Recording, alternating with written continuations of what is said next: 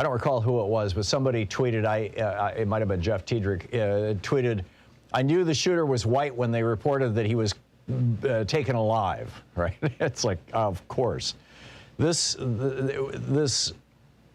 he's being described in the media as a lone wolf. This guy is not a lone wolf.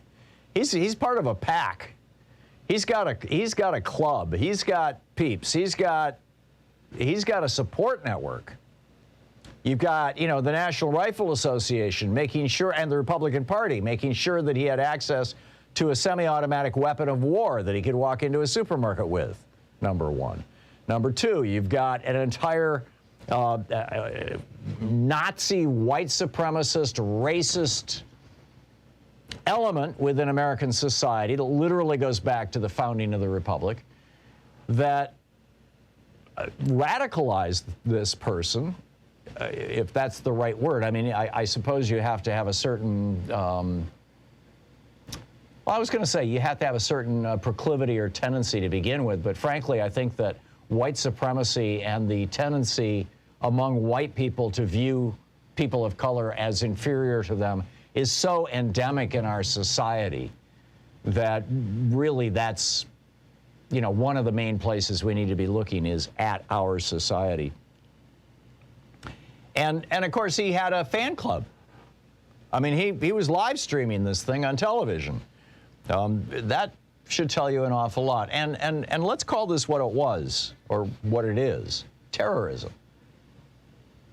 This is a white person going out to kill as many black people as possible. In fact, now it's coming out that he didn't intend to stop at the supermarket, that he intended to walk down the street and kill as many black people as he could. He was in a part of town that was 1% white.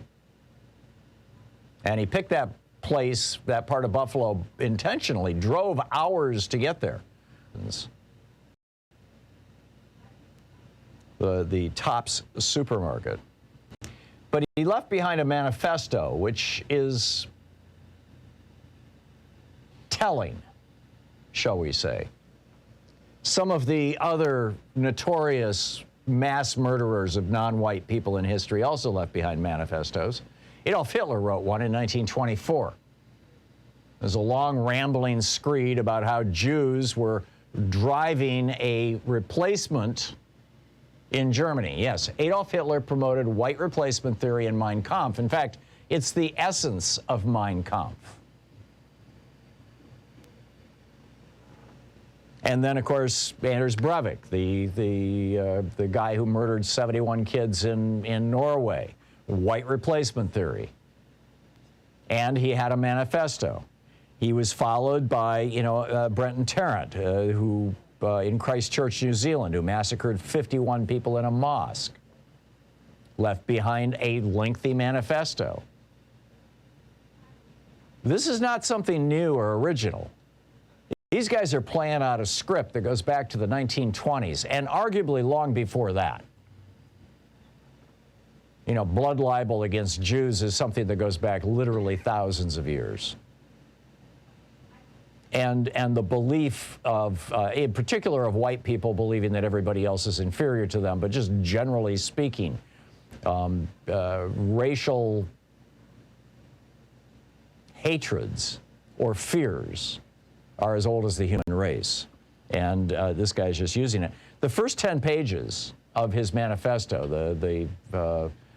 what do you call him? The Buffalo shooter, the Buffalo terrorist, the white supremacist. The first 10 pages of his manifesto were basically an argument for why white people are smarter than black people. The whole supposed IQ gap that is the subject of the book, The Bell Curve.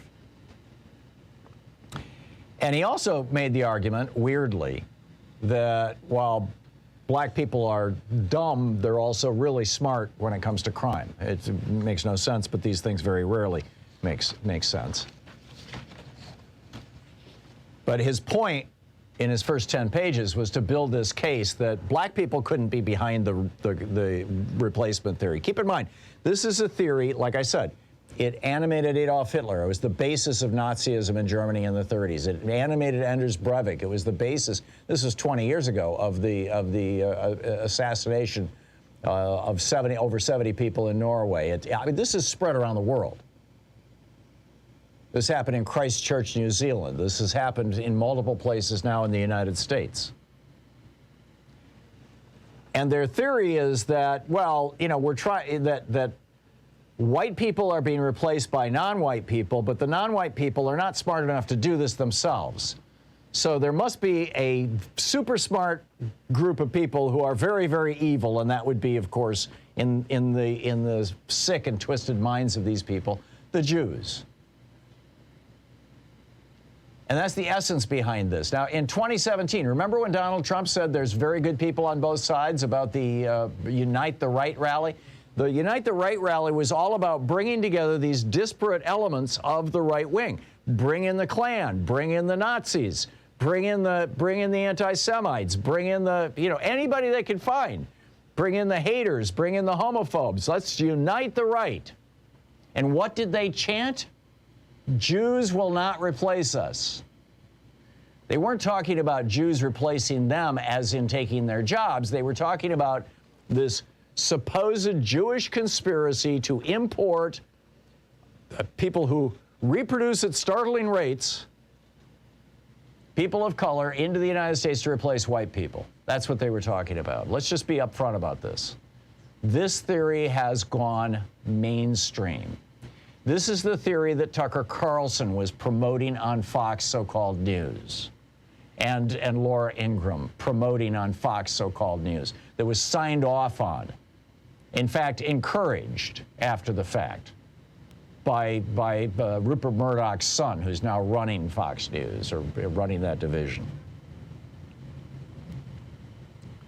In 2011, Dylan Roof's mass murder of black churchgoers in Charleston, South Carolina. 2015, Tree of Life synagogue killings. I'm sorry, that was in 2015. Tree of Life synagogue killings in 2018. The murder of 23 people, mostly immigrants in El Paso, Texas in 2019.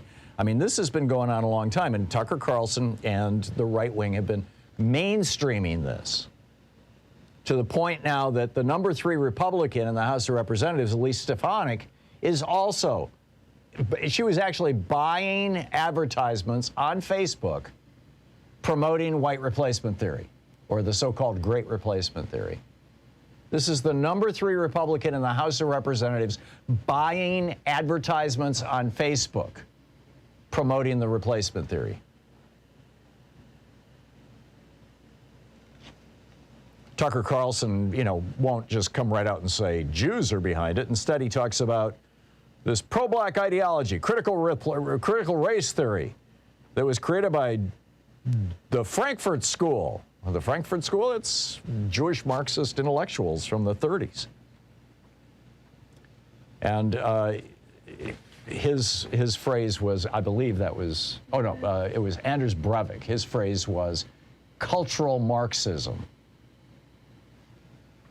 White replacement theory is not just an attack on black people or Hispanic people or Asian people or Native people. It is a weapon, as Jason Stanley writes in his newsletter this morning, it is a weapon directed by fascists at American democracy itself. Excuse me, he wrote that over at The Guardian. And I mean, this is, I was going to say beyond the pale, but this is now normal in America. And we know where this leads. We've seen this in other countries. We've seen this throughout history. Well, hell, we saw this here, too. This is in some ways an echo of the late 1870s, after the election was thrown to the House of Representatives, all to stab African Americans in the back.